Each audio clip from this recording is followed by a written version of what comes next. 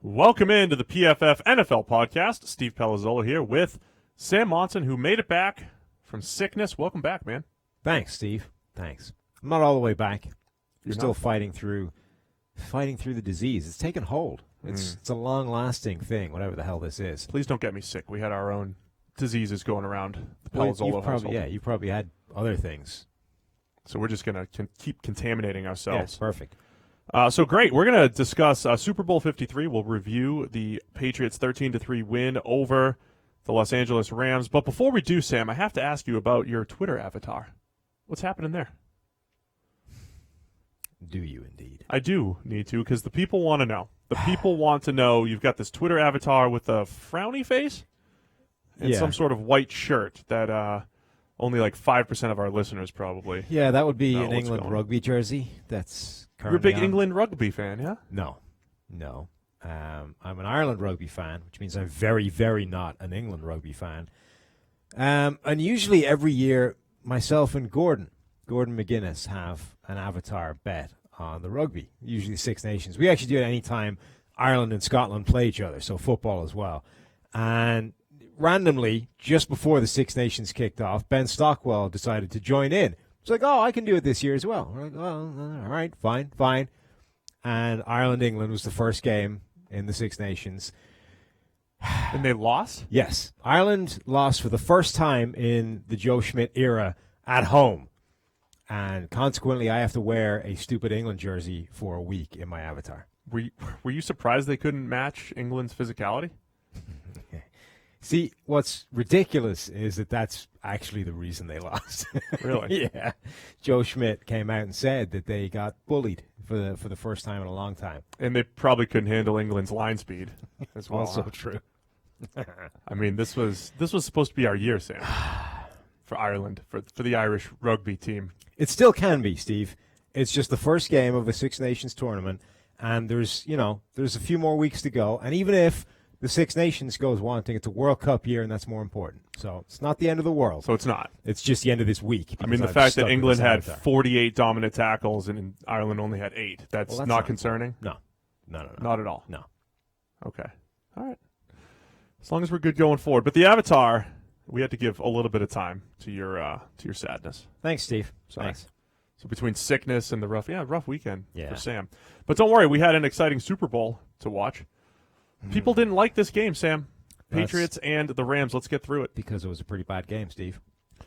This goes back to the age-old debate here: good offense or bad offense versus good defense. I do think the defenses deserve some credit, Yeah. but it is funny how you look at a couple plays where if the offense just did a little better something, caught a pass here and there, Jared Goff doesn't miss a wide-open player, you don't have bad, late throws by Brady for interceptions. A lot of it's offense-driven. Like the offense is dictating the ugly play.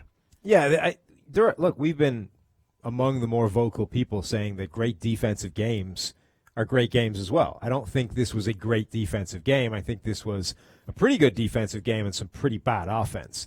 There were some terrible plays by both quarterbacks, between throwing the ball straight to defenders, between dithering in the pocket, taking unnecessary sacks, fumbling the ball. There was some bad offensive play in this game that led to it being such a low-scoring affair, in addition to some pretty good defense. Yeah, absolutely. So let's get into some of the nuts and bolts of it. Let's discuss, do you want to go chronologically through the game or split up sides of the ball? So I would just talk the kind of big picture stuff to come out of this game. Like the truest statement I think I've seen after the game was Sean McVay coming out and basically saying, I got out-coached, which I think is both impressively honest and incredibly accurate for as much as he's been hailed as the new, wunderkind in terms of coaching. Half of the league's hirings have been got over the last couple of weeks, because they have some vague connection to Sean McVay. His system is fantastic, but what we're seeing is that once you diagnose what the system does and take it away, the adjustments aren't there yet. Now, that's not to say they won't be, because he's, 33 years old? Right. And, just a couple of years into coaching. So there's a long way to go. But so far, if you force Sean McVay's system to plan B, they have problems. So the interesting thing about that to me is it feels like it should have been obvious what the Patriots were going to do. We said on this podcast, we've said on this podcast multiple times. I saw Patriots beat writers talking about it, and they said, well, the times when the Rams were shut down, the Chicago Bears game late in the year, the Lions did a really good job against them. Of course, the head coach of the Lions is Matt Patricia. It's Bill Belichick's former defensive coordinator. Like, you have to assume that the 3 or 4 weeks where you really struggled as a team, a good defense is going to go back and look at those games. Especially, I imagine Belichick had Patricia on the phone multiple times to discuss, okay, what'd you do? And then you're studying that film over and over again. And even Belichick after the game said, hey, the Lions did some really good things. So if we knew it, and the Patriots admitted it, how do you go into the game and not have answers? And the basic gist of that is what the Lions like to do is play too high, play a little bit more zone than they're used to doing, just like the Patriots did yesterday, and inviting the Rams to run a little bit. And like Belichick said, he said we tried to do just enough to kind of mitigate the run game and take away their play-action pass game, take away the deep shots, and they crowded the middle of the field. We saw the first play of the second half. You said throws to defenders. Goff came out of play-action, threw the ball right to Dante Hightower, which should have been an easy interception. They took away the stuff that the Rams really like to do. Yeah, and again, I mean, the Rams have only adjusted to that once. The only time they did it was when Dallas tried to do that and invite them to run, and they did. And that was the only time that they really went away from plan A, accepted plan B, and actually had an answer to that. But that was more execution than anything, too, wasn't it? They just happened to really do a good job run blocking up front. Right, but in previous games, when teams had taken away what they wanted to do, they didn't even go to the plan B. They didn't even take what was being offered to them in terms of an alternative to what they wanted to do. I think that was the big thing there. But there was a few interesting things that I think. So the overall thing is that Sean McVay has this incredible system, but at the moment there needs to be a second generation of this system. We need to see in this next offseason an evolution to this Sean McVay system and show that he has the ability to answer when the initial plan, when plan A gets shut down. Otherwise, there is a very real danger that he becomes just another one of these coaches that had an interesting system that took the league by storm until it was figured out, and then there's no answer. Because I would say the number of those is a far greater number than the number of guys who have had a fantastic system and have then evolved it year on year so that it remains unstoppable. You know, so everyone goes, well, he's only 33. Of course he'll get better and he'll develop and he'll be incredible. Really? I mean, it's definitely possible, but I would say the balance of probabilities and history shows that the idea that it won't is maybe more likely than the idea that it will. Well, let me steal Eric Eager's idea from the PFF forecast. I don't know if he said it on the show, but he said it in the office earlier today, that if he doesn't adjust, he's Mike McCarthy. Right? I mean, so then Mike McCarthy at one point was a young, hot offensive mind, right? He was the guy that was the next guy as far as offensive play calling goes. Now he's like, stale Mike McCarthy. And the same issue could have happened if they'd won that game. You know, of course. Mike McCarthy won himself a Super Bowl. Again, they had Aaron Rodgers. You know, right. Sean McVay could have won this game yesterday, been hailed as the genius, and still had the same issue, still not evolved the system. Because this wasn't a one-game sample. Right, and eventually had the same problem. Now the system's never developed. It's Mike McCarthy again. So whether they won or lost this game, I think we are seeing now a trend of teams figuring out this offense, understanding how to slow it down, and McVay needs to evolve to the next step and show that he can take advantage of what they're doing when they slow the offense down. Now, on the other side, the Patriots and their offense are known for completely adjusting. I mean, they took their team and they became a power running team from December on. Not completely, but they did run the ball a lot more. They're using a fullback more than anybody in the NFL. We've seen Brady run systems that are 3 wide receivers, that are tight end heavy. We've seen them do it all. And even within the game, that game-winning drive, we saw them completely adjust. This was one of the more interesting things when we dove into the PFF database. We said, how often does all this stuff happen? What they did, they went with what we call 22 personnel, Sam. What is that, Steve? That's 2 running backs, 2 tight ends, 1 wide receiver. Doesn't mean 22 players were on the field. No. Because that's illegal. As one YouTube Well, commenter 22 total. suggested. 22 total, right. But 22 personnel for the offense. 2 running backs, 2 tight ends, and 1 receiver, and then they split them out wide. And that had only happened, stealing George's numbers now, which, again, he probably used on the forecast, with 13 times all the entire 13 pass plays the entire regular season where teams did that. And the Patriots did it on 3 straight plays. And I think it was really to find mismatches for Julian Edelman against linebackers. Because what happens is when you have tight ends and running backs come in, they go bigger, they have their base defense. But when you split them wide, what we said on the podcast last week is you're going to have Devlin out wide and a running back out wide with Talib and Peters and the cornerbacks on them. And that's kind of a waste, right? Yeah.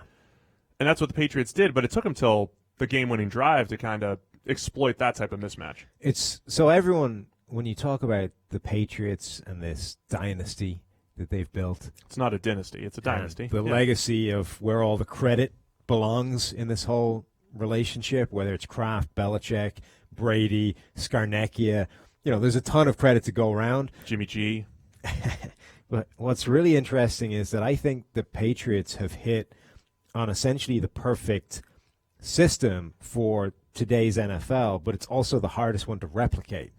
What they do with their game plan-minded approach to games makes them so incredibly hard to beat when you get to these one-off encounters, right? Like, obviously, they want to win every game, but there's a lot of games in the regular season that they don't really care that much if they lose. You know what I mean? They know they're going to win 12 games. They know they're going to be in the playoffs. That's when it matters, and you can really break out a game plan that's impossible to overcome. In the regular season, the second time you play the Dolphins, I mean, yeah, it would be nice to win, but who really cares, right? But what they do is they roll into these encounters with this completely fresh game plan, specifically tailored to take down the opposition, as opposed to taking your standard game plan and then, modifying it a little bit to try and win that way. Right. It's a completely different approach that I think is far more effective in these one-off games. And then the offensive system they run as well, this Erhardt-Perkins system, honestly, the more I think about it, the better, the more optimized this offense is for today's NFL as well. The way the league is developed into taking advantage of motion, taking advantage of personnel groupings. The reason that's important is, like you say, when you bring on a second tight end and a fullback, the defense will match that with bigger personnel. So they'll keep linebackers on the field. They won't bring in that nickelback.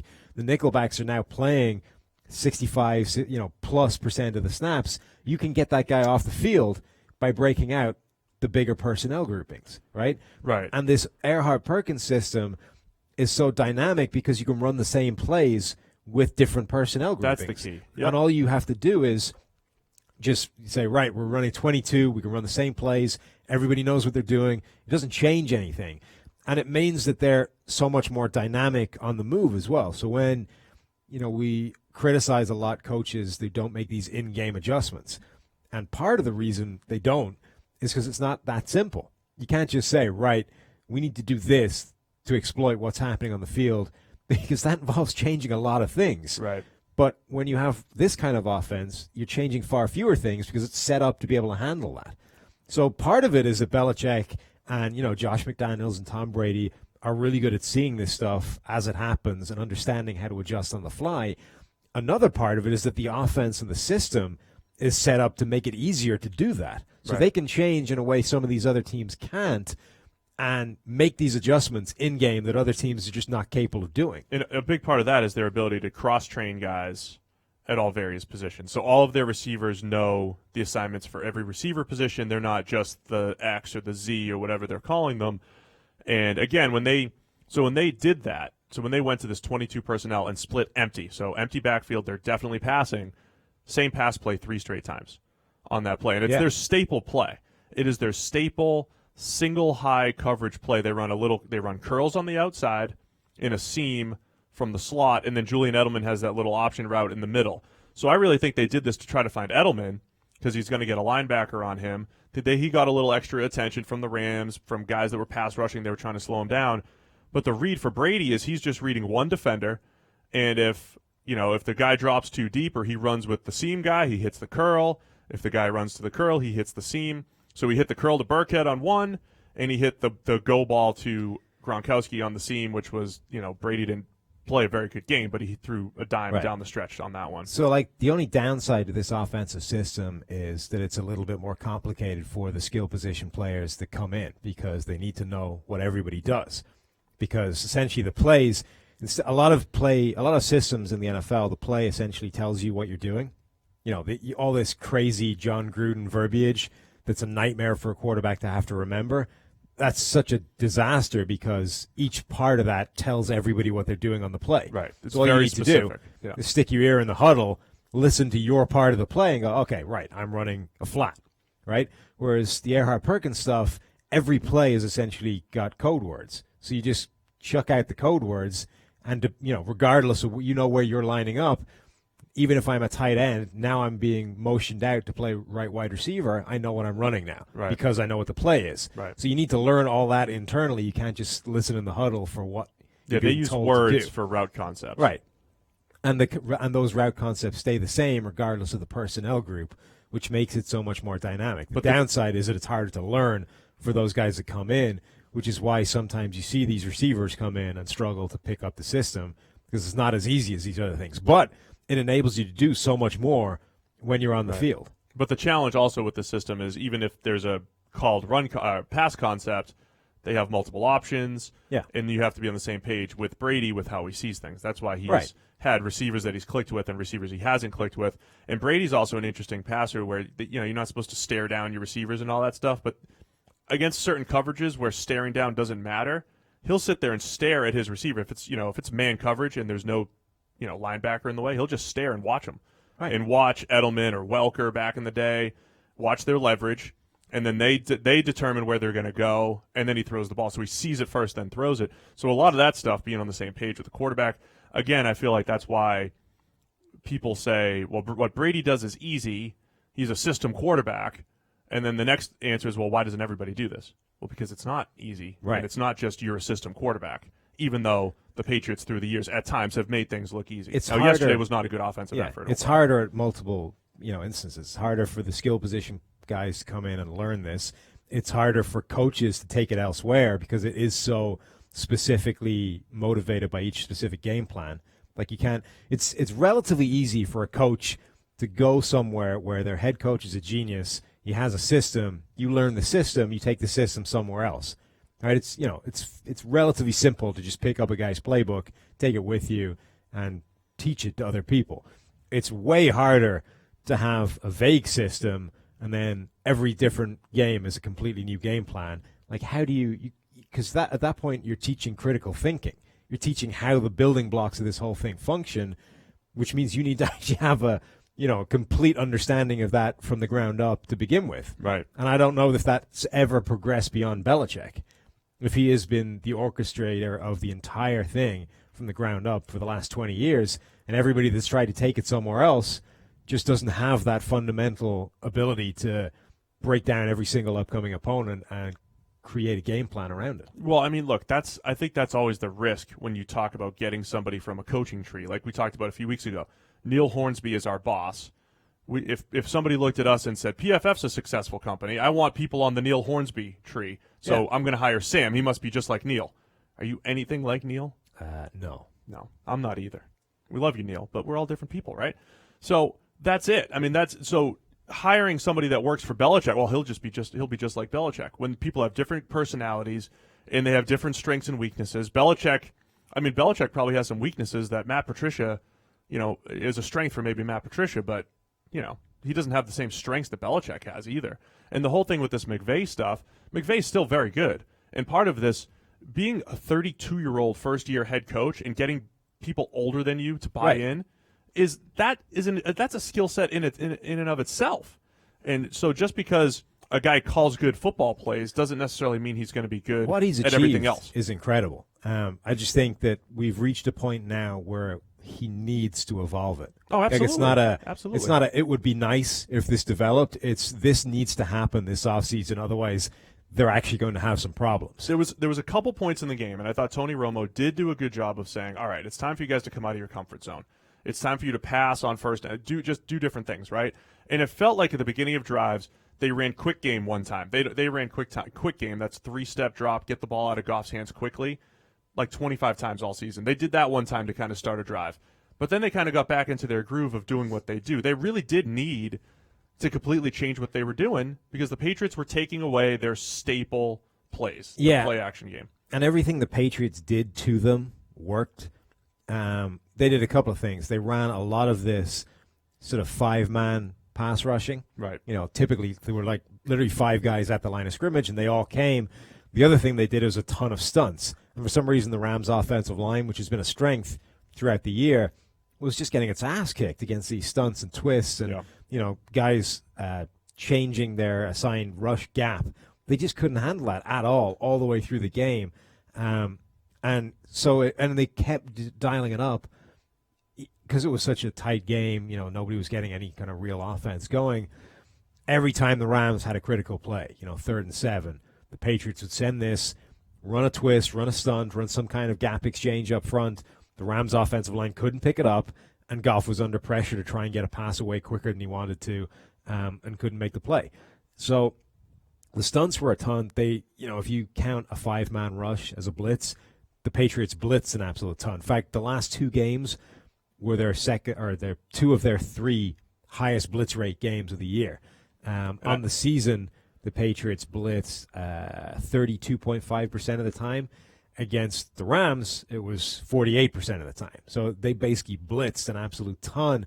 And it worked almost all the time. And then even when they dialed up something really ridiculous, like the cover 0 blitz. They only had a handful of those, but they were well-timed. Right, and the terrible interception that Goff threw to Gilmore, cover 0 blitz, the safety came down, an extra man, they couldn't pick it up.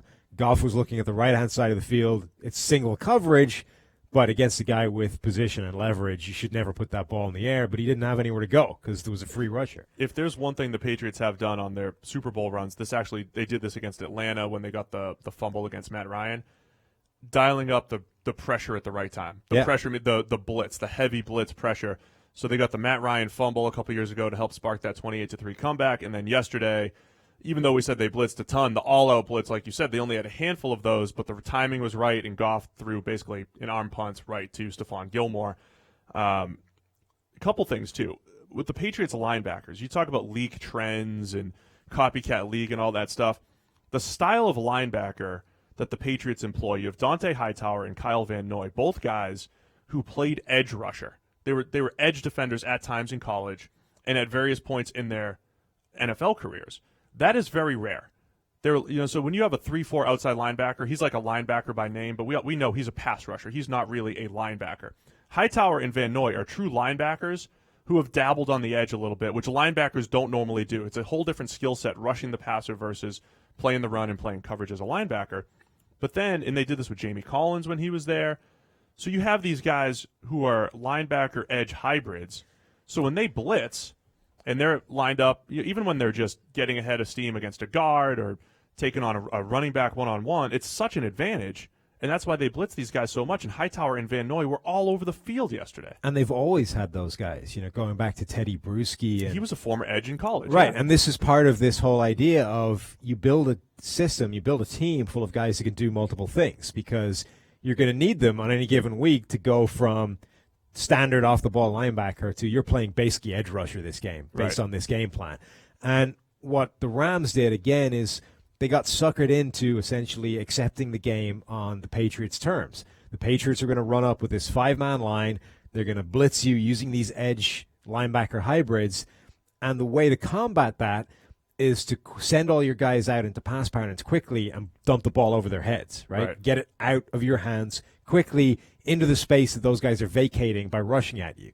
Instead, what the Rams were doing was going max protect and keeping in tight ends, Higbee, Gerald Everett, Todd Gurley, who we know is not a great pass protector and not a great blitz pickup back, keeping him in to try and protect, to buy them enough time to get the deep dig to Robert Woods. They just went about it from the wrong direction to try and combat what the Patriots are doing. And, that's a big reason why Todd Gurley wasn't on the field every single play, because the Rams don't love Todd Gurley picking up the blitz. Right. And all the running backs were doing in this game was picking up the blitz. So, Todd Gurley watch, the every 2-minute cast down to the sideline. Where is Todd Gurley? Update, guys, he is still not injured. For the 3rd straight week, Todd Gurley is still healthy and not playing all that much. It's not that Todd Gurley was busted and dealing with, whatever. It's that they were forcing them to go do blitz pickup packages and Todd Gurley's not the guy you want on the field for that. It felt like they were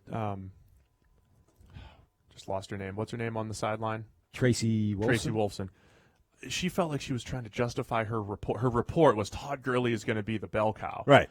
I saw other reports that said, oh, yeah, it's going to be the same thing we saw. It's going to be split carries and all that stuff, which made sense to me. I don't think you need to make Todd Gurley the bell cow in that game. I probably would have used him a little bit more because he is the more dynamic athlete. Used him in the screen game, used him in the and pass I think game more. that's the legitimate kind of conclusion to all this is that he shouldn't have been on the sideline, but not because not because he didn't understand it, but because the only reason he was on the sideline is because they were reacting in the wrong way to what it was the Patriots were doing to them. Right. Which is by keeping these guys in the blitz protect. And I would have used him more on screen. Right. And it's not just the running backs, like asking Tyler Higbee and Gerald Everett to pass block against Dante Hightower and Kyle Van Noy is a terrible matchup as well. Right. Like you're dealing with the problem in the wrong way, and that's why you were under pressure the whole time. Everett had 9 pass blocking snaps. Higbee had 6.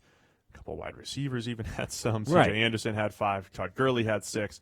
So yeah, you're kind of playing into the Patriots' hands. Exactly. At that point, as far as key plays go in the game, because again, it was 13-3. There's no bigger key play than Jared Goff missing the busted coverage touchdown. Oh, I agree. So I think that looked like I don't know if it was Deron Harmon, but one of the safeties on the left side of the offense blew a coverage. Jason McCourty comes from the opposite side of the field. Incredible play by him. It was really an incredible play.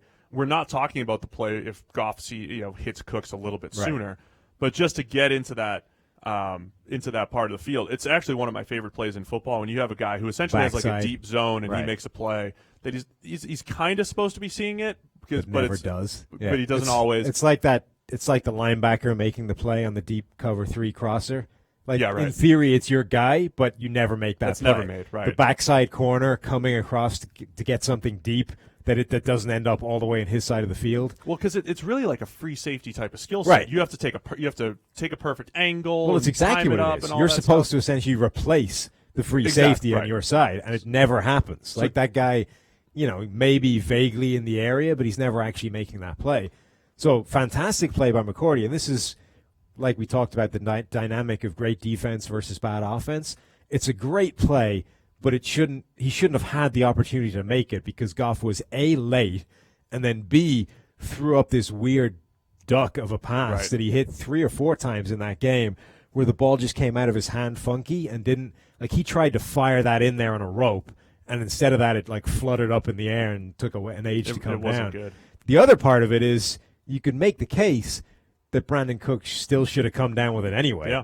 Yeah. He caught that only to have – this hand sort of jarred away from him, and you could make the case that strong hands keeps those two together despite the arm coming between them. So Cooks had essentially 2 contested catch situations.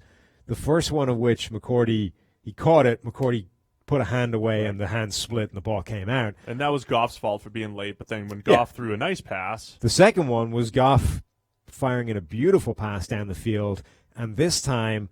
We've got Gilmore holding down Cooks' left arm, so we can't get both hands up to grab it.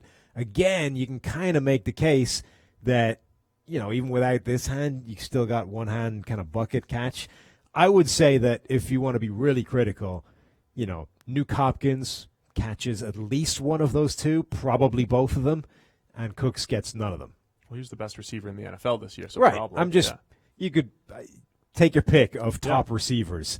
If you're going to be a number 1 receiver, you need to catch one of those 2 passes, even though both of them involve some level of defense. And that potentially changes the game quite a bit as well. Goff didn't make a whole bunch of good throws, but he dropped that one in there to Cooks. That would have changed the game, but I think the biggest play in this game was the missed blown coverage, essentially. So great play by Jason McCourty on that. Deron Harmon also had a good play on that Cooks pass. He might have knocked it out anyway, even if Cooks had managed to catch it with the right hand and got it in the breadbasket. I think the point in all this, other than the blown coverage against Cooks, the Patriots defense just challenges every pass. Goff had a couple tight window crossers that were really well placed and a couple by the sideline that were really well placed, but every throw was difficult.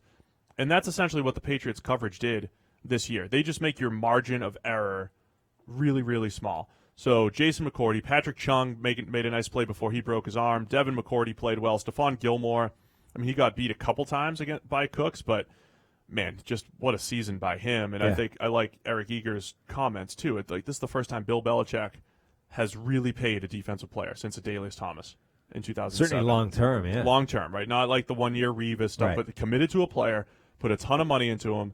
And you and I kind of debated what this signing would be at the time because Gilmore was kind of taking a step back in his career with Buffalo. He's finally become the player that everybody thought he was in Buffalo. Like he's vastly outperformed anything he did in Buffalo. Yeah, he's been a fantastic fit. The first 3 or 4 weeks with New England, coverage bust everywhere. Bunch of coverage bust.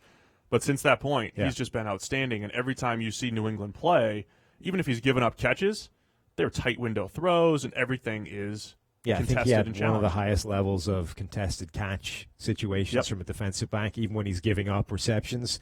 Because, like we said, every corner is giving up something, right? Nobody is shutting down players anymore. It just doesn't happen. But he is making you work for pretty much every reception. Here's the one other fun debate, because we always like to discuss the difference between coverage and pass rush. And, they always work together, of course. But if you have to choose one, what's more important? The coverage argument was a good one yesterday because Goff held the ball 3.3 seconds. Yes, he was pressured 40+% of the time. How many of those were late? How many of those were because he didn't have anywhere to go early in the down? And then the Patriots did a nice job. They didn't have any – they had a few dominant wins up front, but then they had a bunch of slow wins as well that got pressure because Goff had nowhere to go with the football.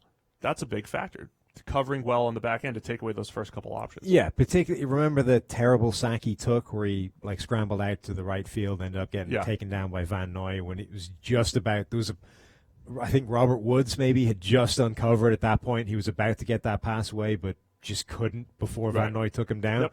If you that play was dead basically from the beginning. They had this, standard. They were in tight. They ran this crossing stuff up the middle, and almost all of the crossers got jacked off their routes by the Patriots crowding the middle of the field. And almost like a second in that play, you're like, this is dead. Nowhere. Right. He's got nowhere to go with the ball. He's going to have to make something crazy happen because everybody just had their route blown to hell. And that's exactly what happened. He almost got it to happen, and then Van Noy took him down when he tried to escape. What about those who were saying the Rams needed to run the ball more, establish the run, and or get Todd Gurley more involved?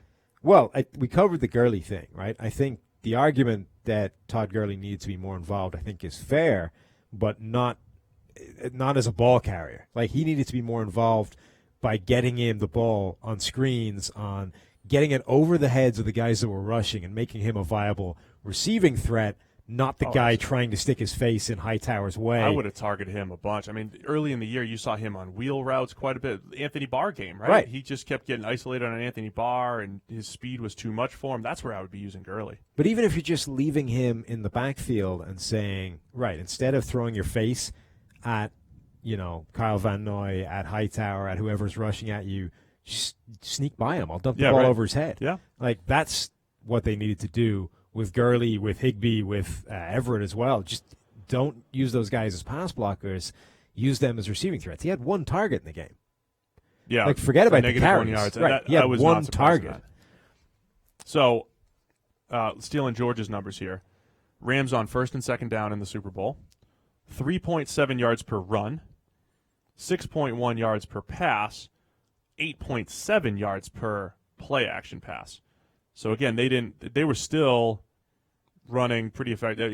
Their pass game was pretty much working off of play action. And that was on first and second down, the times when you're trying to create chunk plays, get away from long third downs and all that. 8.7 yards per play action, 3.7 yards per run. So yeah, you don't want to sit there and just keep running it into the line. Anderson, Gurley, Everett, and Higbee combined for 4 targets.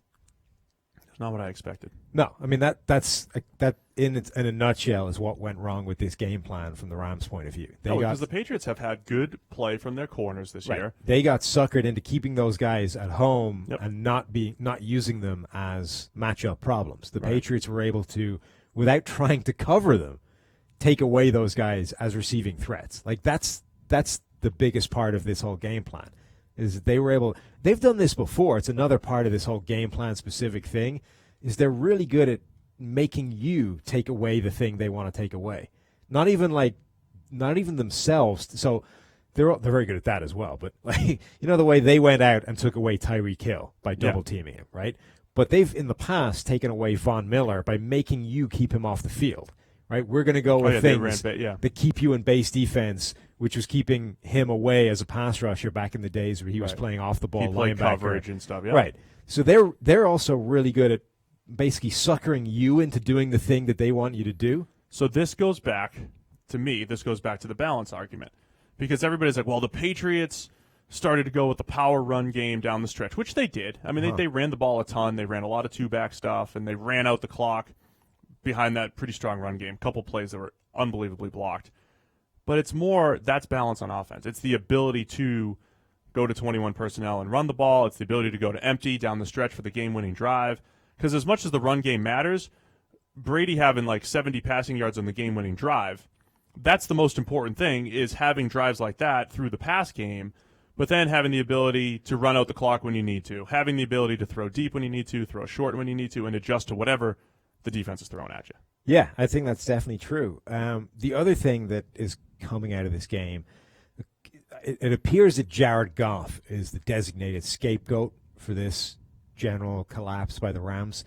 How much blame does he deserve? I mean, he wasn't good. Him and Brady were both not good. They were both bad in this game, right? Brady threw the ball to a defender. Brady took a terrible sack and fumbled the ball away. He missed a couple of players, made some big throws as well, but Brady was not good. Goff threw the ball to Hightower. I understand why he did it in the play.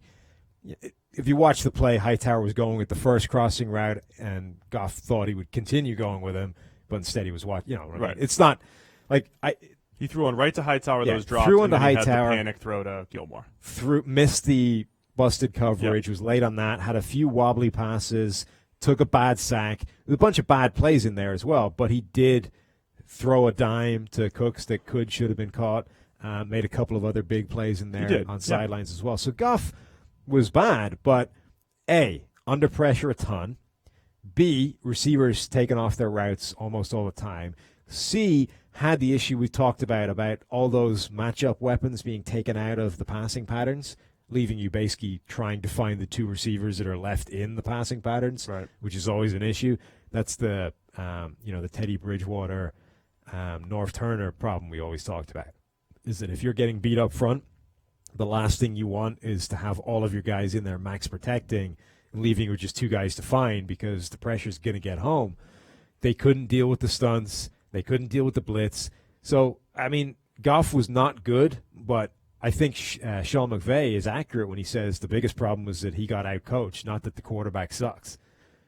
Yeah, I mean, look, a big part of all of this, though, if Drew Brees and the Saints were playing in this game and it's 3rd and 7 versus Jared Goff facing a 3rd and 7, who do you have more confidence in? Sure. But I mean, it's not even close. Right. I don't think. So Goff, to a point, Goff does have a lot of protection in the scheme. A lot of it's based off of play action. And when the easy plays, when the staple plays aren't there, do you trust him to just drop back and chuck it around the field and go win the game for you? I don't think he's at that level yet. No, but how many are? I mean, not being Drew Brees does not. Yeah, right. Not being Drew Brees does not equate to Jared Goff sucks and was the reason they lost the Super Bowl. Like at one point, the Patriots were 1 for 11 on 3rd down. Tom Brady on the other side of the ball wasn't exactly lighting up the scoreboard. All the damage being done on their offense was Julian Edelman, and most of it after the catch. Brady was not sensational, and he's the best quarterback to ever play the game. So you can't turn to Goff and say, well, he's the reason they lost the Super Bowl. I guess that's fair. They still only scored 3 points. That's ugly. Yeah, that's bad. So, any other big takeaways? Anybody else that we didn't? I mean, Aaron Donald was he got in there a couple times. Yeah, and I think a lot of Brady's bad plays, whether Donald was there or not, you could tell. Brady has a lot of games where if there is a Sue or a Donald or a Gerald McCoy or whatever it is, even if they don't get there, you can kind of tell that he knows that they're there. Yeah. And I feel like there were a couple plays where Donald almost got there. Honestly, Wade Phillips did a great job overall with his game plan. Yeah. As much as we're going to give Belichick and the Patriots credit for the game plan they had, which really shut down the Rams, this Rams defense I don't think is that talented, and yet they really did a pretty good job. And they did some weird things that you wouldn't have expected. Like they had Marcus Peters following Edelman into the slot. Marcus Peters has never followed anybody to the slot. Sometimes they had Talib, sometimes they had Edelman, Peters. So they did a lot of things in terms of taking or trying to take away the things that the Patriots like to do. They didn't really have a great answer for Edelman. Edelman had a great game, but again, some of the defense, like there was a play where he lost Roby Coleman by like 10 yards, and it looked initially like one of those Julio routes, he runs the fakes the post and then breaks back out to the sideline, and every time it sends a guy miles off in the other direction. The way Julio runs that route is incredible because it's almost impossible to avoid breaking on the initial run. Right. That's what it looked like Edelman did, but he really didn't. He just broke to the sideline. To leap once. But not to Coleman. When Coleman ran off into the middle distance, that's what I assumed had happened, is that he'd broken on the post and then hadn't seen the out. He didn't. Edelman just broke to the sideline and Coleman didn't. So again, there's some terrible defense to go along with the successful offense. But this was a really good defensive performance. It just wasn't enough because their offense only scored 3 points. Right. And, I kept waiting for both offenses to adjust. The Patriots just did. It took up to 8 minutes left in the fourth quarter to really adjust and get the passing game going. Again, going back to that 22 personnel. And I thought it was interesting if you look as we wrap it up.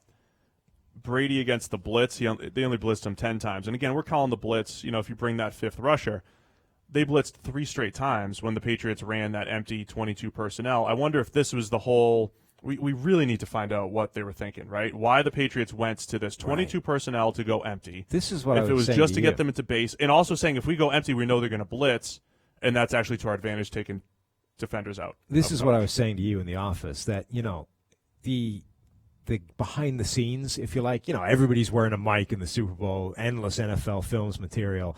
And last year what we got was, Nick Foles going to the sideline. Oh, we run Philly? 2 seconds. Yeah, let's just run it. Yeah, and then out we go. We play. We got a minute video. Isn't this amazing?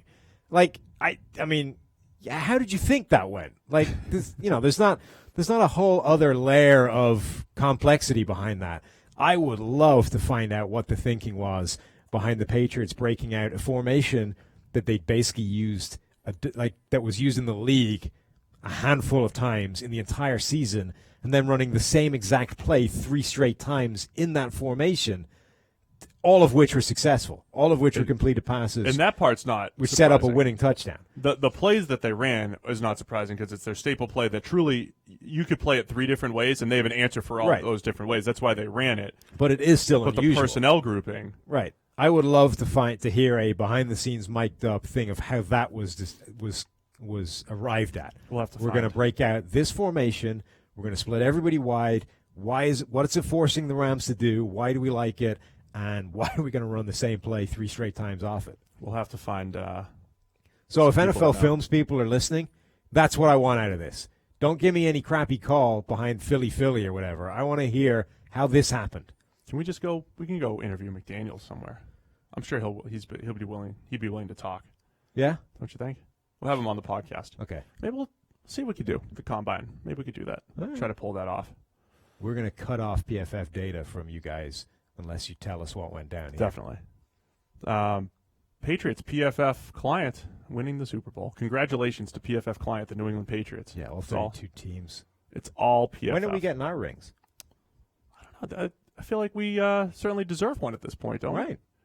We won. Did we win one last year? I can't say. We can't say what we did last year. This is the first year we've had all 32. Officially, yeah. Yeah. So this is the first year we can officially say that we've won a Super Bowl. No. We can. The Giants. The Giants. They broke cover before. They did. So we have a couple rings from the Giants. One ring from the Giants. One ring from the Giants. And some other rings that we can't talk about. Right. Now an official ring from the Patriots and an indeterminate amount in between. That's right. Because we can't reveal. Yeah. Can't reveal things. The podcast's been fun this year, man. We've done some fun previews and recaps. It's off-season mode. So if you guys have been listening, we're going to have Mike here doing more of the draft stuff. Sam, you and I will still be here probably once a week talking free agency, talking off-season team building, all of the general NFL news, anything as we look forward real quickly into free agency that interests you that is going to be like, what are the big storylines as we head into the offseason here? It's a really good year if you need defensive line help in free agency. Yeah. If you need anything else, you're screwed. Safeties, too. It's probably edge and safeties. Safeties, and yeah. That's it. Anything else, no. I think there are some intriguing receivers, but only at the top. That's about it. Yeah. Like a Tyrell Williams and a Golden Tate, but nothing. Right, but nobody's coming in and solving your number one receiver. No, I problem. agree. But I think this is the key to team building here is finding pieces. Right, This free agency is going to be a bunch of pieces. I think there is something to be said of we have an issue at a particular spot, particularly teams that have swung and missed a couple of times in the draft. We'll just fix this in free agency, then we'll move on to other things. You can do that with edge rusher, depending on how many of them actually hit the open market as opposed to hit the franchise tag, etc. You're not doing that at most other positions this year. Agreed. Like the idea that even if they have the money, the Vikings can go and fix their offensive line in free agency, no, not happening. They're not there. I think where it always does get interesting though is you get a few guys released that you're not that are surprising, but they're probably released for a reason, big cap money or they're declining. So that'll throw a curveball. And then I think the NFL's starting to get a little bit more aggressive as far as player-for-player trades and all that stuff. So I think that is something teams could definitely explore. But we'll be here to discuss all of that. Anything else as we put a bow on the 2018 NFL season? And obviously the number of them that are going to get franchise tagged changes everything. Yeah. We're eyeballing that for, DeMarcus Lawrence again, D Ford. Even though Lawrence has already been tagged last year.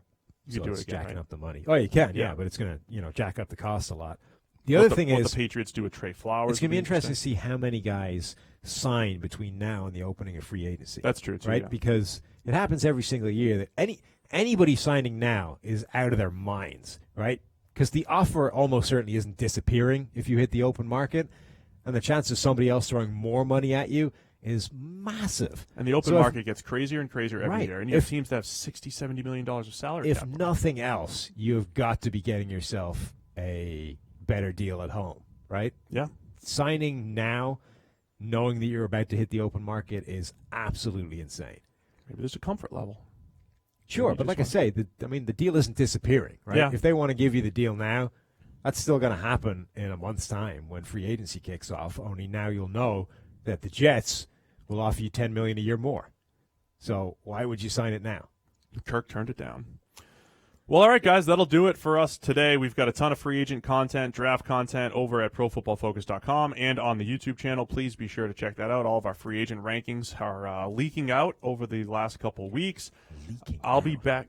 Yeah, leaking out, man. I mean, that's not the metaphor I'd go for. But what would you say?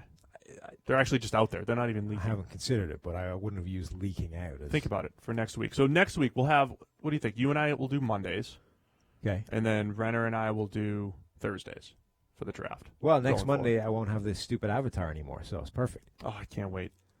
So when does Ireland play again? Well, the downside is next week. The downside is that I might have a different stupid avatar next week. If they manage to lose to Scotland next week, then I'm going to be stuck with whatever Gordon You gives didn't even me. give me a heads up on the game to watch it on ESPN Plus or anything. I want to watch. Wasn't on ESPN Plus. I can't even watch it. NBC Sports Gold.